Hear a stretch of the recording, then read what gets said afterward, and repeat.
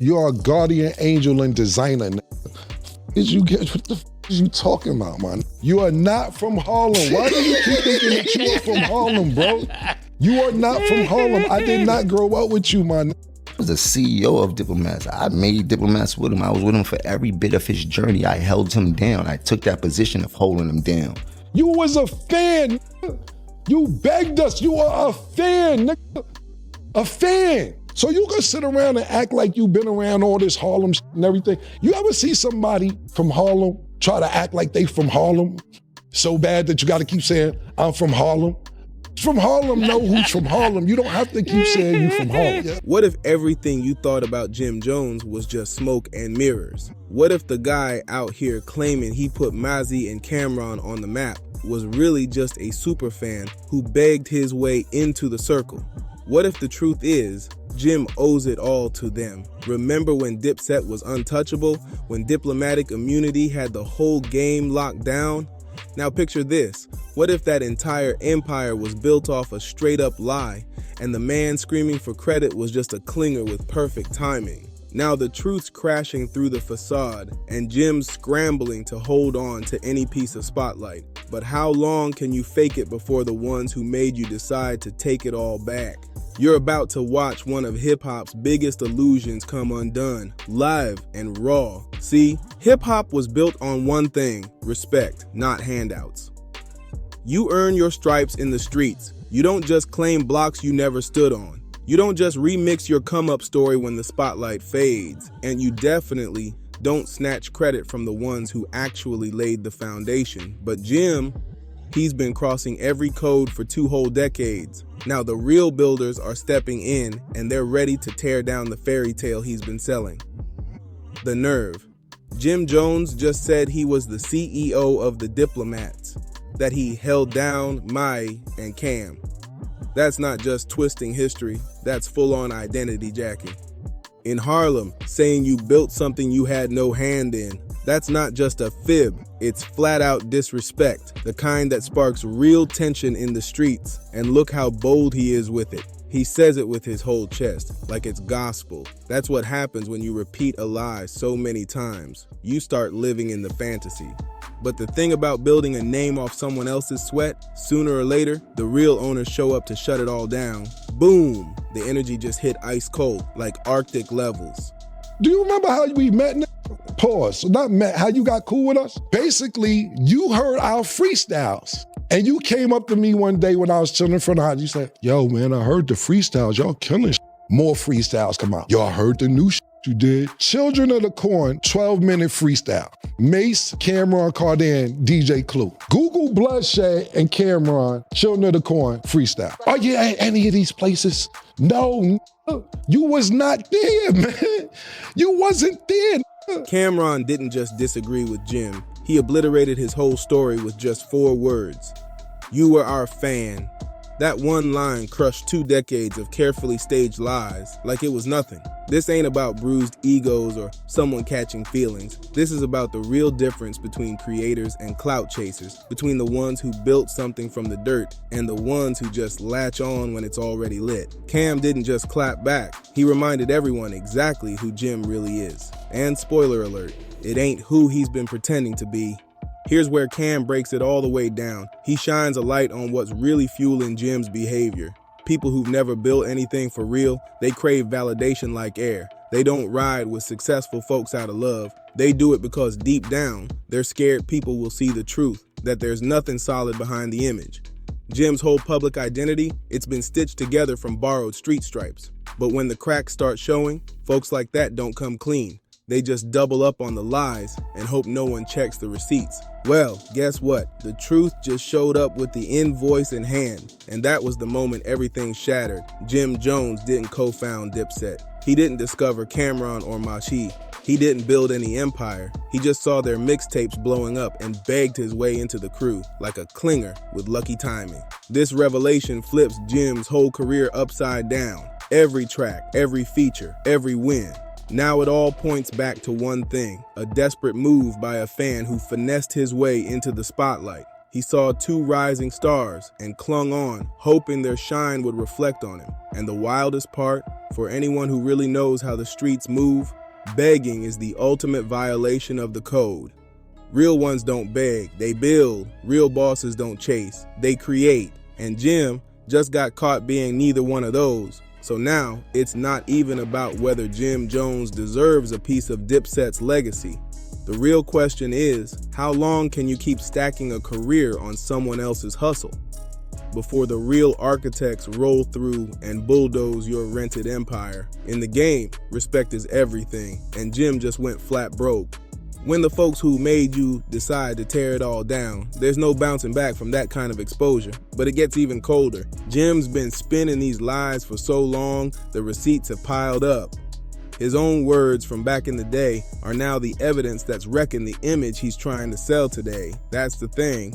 Real street legends, they stay solid with the same story every time because it's the truth. But the fakes, they switch it up based on who's in the room. And those contradictions always come back to eat him alive. Jim's been remixing his origin tale for 2 decades, but the internet don't forget. And when your past self exposes your present lie, that ain't just awkward, that's career ending, period. Now listen close. Camron ain't just tossing out wild accusations. He's lining up the kill shot with proof in hand. In the streets, when someone says they got receipts, you better believe it's about to get ugly. And what Cam's about to reveal is gonna wipe out whatever shred of credibility Jim had left. Mase need to go on a diet. He need to get his life together. He need to go to the doctor and get a physical. He looked terrible, bad body, back ass. He look big around the neck, waist look crazy. I'm body shaming this. You heard? He need to go get his shit together, get on the treadmill, do some push-ups, do something. You heard? Especially for playing with me. Yeah, listen, man. Listen. You were fanned out and you begged niggas to come to your house after you heard all these mixtapes. That's how you got in. Mase actually taught you how to rap. Literally. He taught you how to rap. Mase taught me how to rap. You say it. We taught you how to rap. How you ran the whole organization. How you made Diplomat. Yeah, you ain't make none of this stuff. You was a fan. That's how you got down originally. Period. I heard the new shit you did. Yo, you want to come through? Come through. Why? Why are we going to Jomo's house? So yeah, I would bring some bitches over there to sometime. A little crack maybe. Peep the tone. Cam's cool, calm, and confident. That's because he knows exactly what he's holding. When you got a person's own voice admitting the truth, you don't need to argue, you just press play and let the silence speak. Let that hit you. The same guy running around saying he was the CEO, the backbone, the one holding everybody down, just got caught on camera saying Mase taught him how to rap, not the other way around. Jim didn't make Mase made Jim. That ain't just a contradiction, that's a straight up confession. From Jim's own mouth, he confirmed every word Cam and Mase been saying for years. And when your enemy don't even gotta take you down because you did it to yourself, that's next level street justice. And it don't stop there. Jim's lies go beyond Dipset. He's been remixing the entire story of their friendship too, telling folks Cam was broke and staying at his crib, trying to paint himself as the big homie. But that ain't how it went down, not even close. See, this is what happens with folks who lie their way to success. Once they get a little spotlight, they start rewriting history, casting themselves as the savior, the leader, the one calling all the shots. But when you're dealing with people who actually lived through those chapters, your fake stories turn into weapons they can flip right back at you. The wildest part about this whole takedown, Jim can't even fight back. How do you defend yourself from your own confession caught on tape? How do you say you built somebody when you already admitted they taught you everything you know? But here's where things get even crazier. While Jim's out here wrecking his own rep with contradiction after contradiction, the folks who really watch Dipset come up, they've been sitting back watching this circus unfold. And now they're stepping up to drop game that flips the whole story. See, once the smoke fades and the fake stories stop working, the real truth always comes from the people who were actually there. And when Joel Santana steps in and says everything was cool at first, he's setting the stage, letting folks know exactly when things started to go left.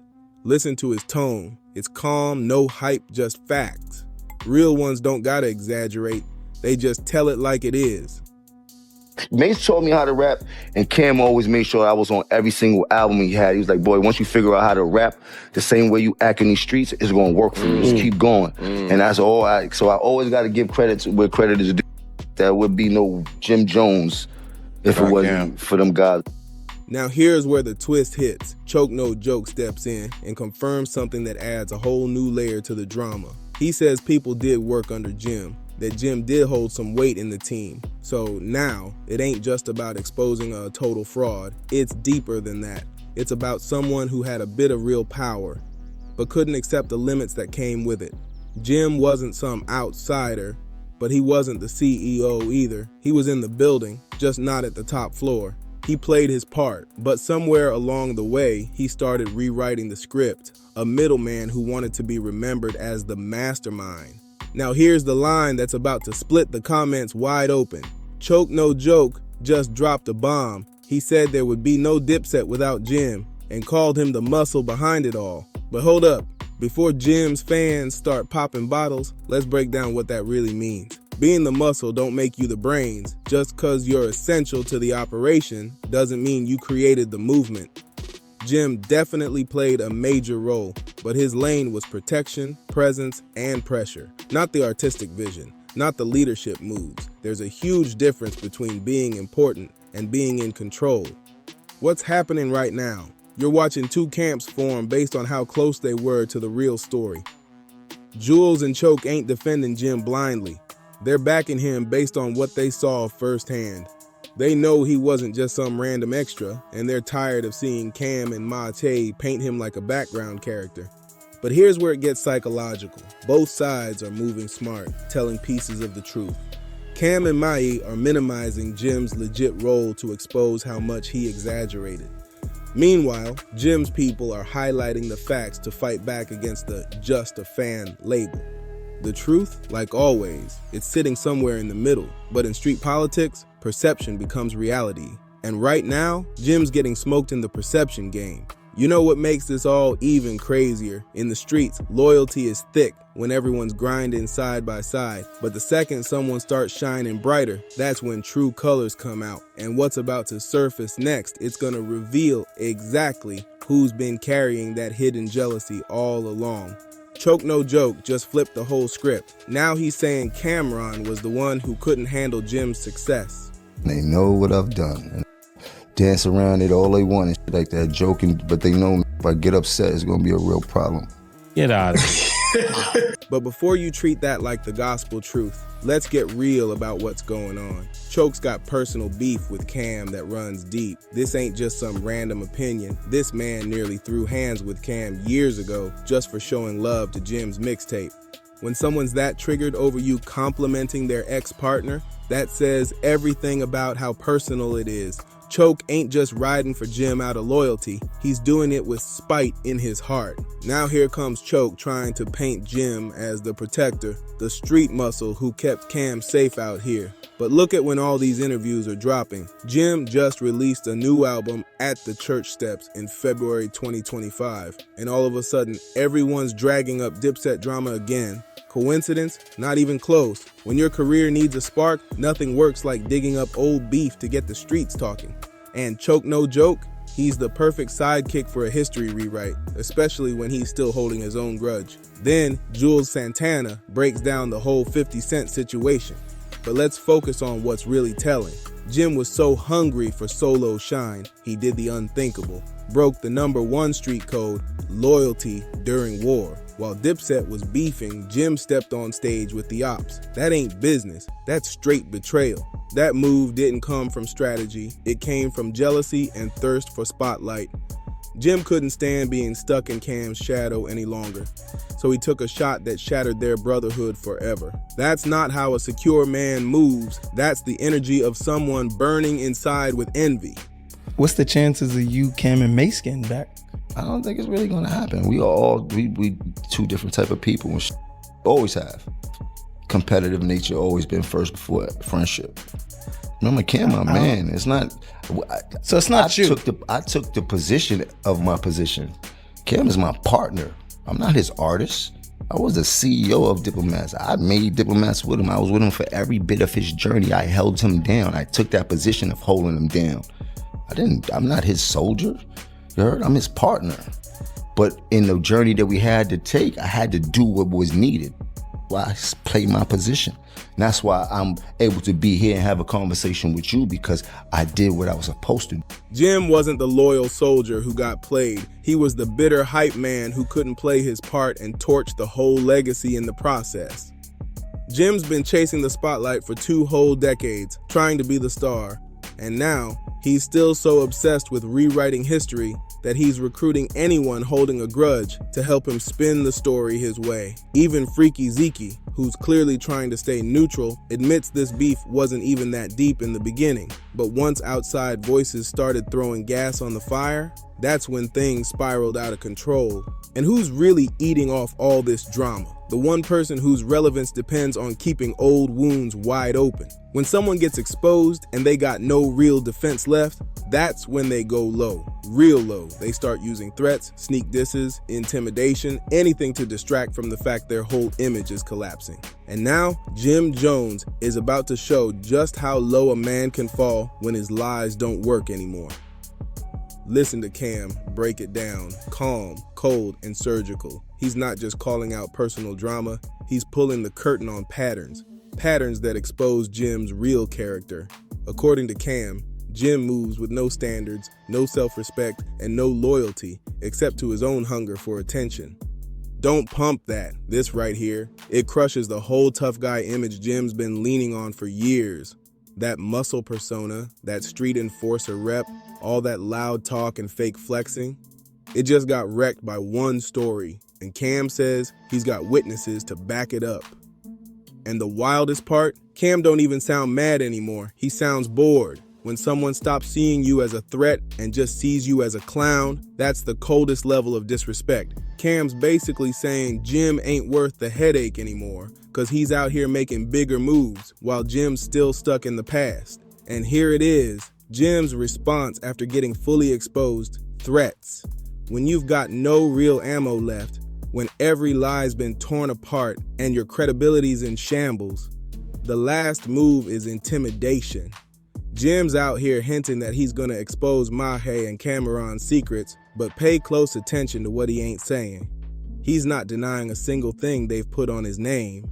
And when threats don't hit, he switches gears to body shaming. Jim's literally telling Mase he needs to hit the gym. That's what it's come to. A grown man throwing middle school insults cause he's got nothing solid left in his bag. The fact that Jim thinks dissing Mahe's appearance is gonna win the public over, that just shows how far he's fallen. This ain't gangster. This ain't real street code. This is straight up desperation from a man who knows he's already lost. Now, here comes the irony. Jim says he's not taking Cam's words seriously, brushing it off as just viral bait.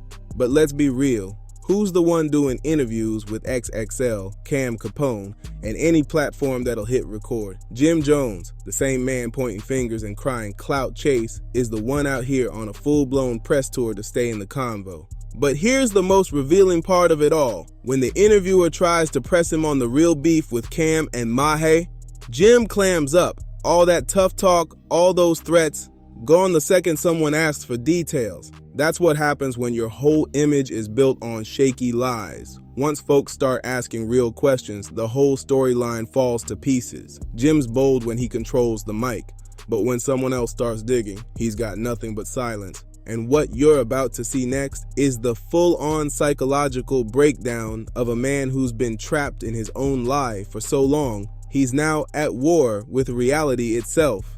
Now listen to Camron deliver the final blow. This stopped being a personal beef a long time ago. This is now about a pattern of Jim Jones dragging down everyone who gets too close. According to Cam, artists who align with Jim don't level up. They end up in a worse spot than where they started. That's not leadership, that's leech behavior. But here's the most damaging piece. Cam reveals that Jim's been on this bitter press rampage against him and Mase for over 10 years. This ain't new tension. This is obsession, the kind that only comes from someone stuck in the past, because the past is the only place where his name still holds weight. And here's where the irony chokes the whole room. Jim swears he doesn't care about rumors, says he's focused on getting money and building his empire. But who's been doing back-to-back interviews with XXL, Cam Capone, and anyone willing to hit record? Jim Jones, the same man who claims he's too busy to entertain drama, is out here feeding off it just to stay in the conversation. This ain't just three Harlem legends arguing about the glory days. This is bigger. This is about authenticity in hip-hop culture. It's about the line between builders and biters, creators and clout chasers, those who earn respect and those who steal it. Jim Jones' journey is now a full-blown cautionary tale, a blueprint for what happens when you build your entire identity on borrowed stripes. Mase and Cam didn't just win this war, they exposed it. They used Jim's own words, his own interviews, his own contradictions to take apart every lie he stood on for 2 decades. If you're still here, you already know this one was legendary. So make sure you like, comment, and subscribe. And don't forget to share this video with someone who needs to hear the real story. We're just getting started. Stay locked in.